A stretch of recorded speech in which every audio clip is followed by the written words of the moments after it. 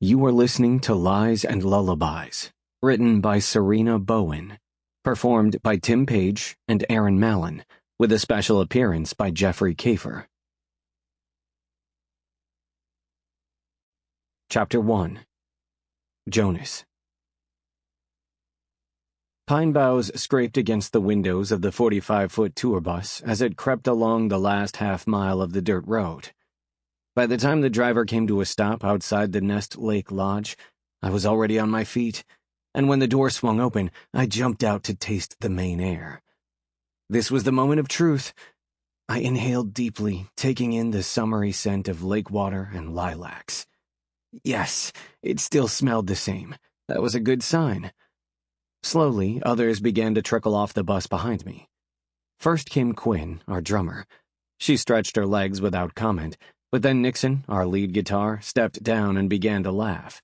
"No shit, man. Really? We drove 100 miles out of our way for this?" "Hey, trust me." I smiled at my two best friends. Nest Lake is magic. At least it had been once upon a time, and that was why we were here.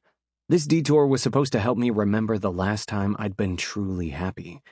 Before I wrote another album, I needed to convince myself that happiness wasn't impossible. Christ. Nixon pulled his t-shirt down over his tattooed abs. "Where's the bar? Where are the women?" I took a moment to examine my oldest friend, and I didn't like what I saw. A pale, tired face with dark circles under the eyes. 'Twas the season to worry about Nixon. Most people looked forward to the summertime, but not him. Summer was when Quinn and I watched Nix for signs of a breakdown. From June till September, usually in the midst of a grueling tour, Nixon would trade his beer for whiskey.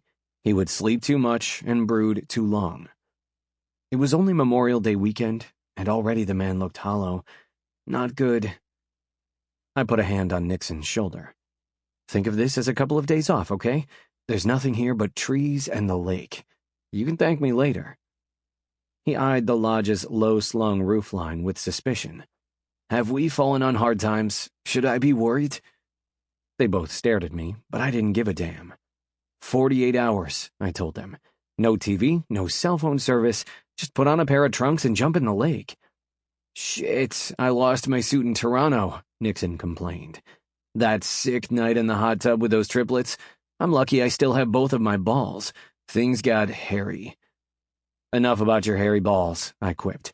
"No suit, no problem. Jump in naked, or read in the hammock. When the weekend is over, you're going to beg me to stay." Nix twitched. Sample complete. Ready to continue?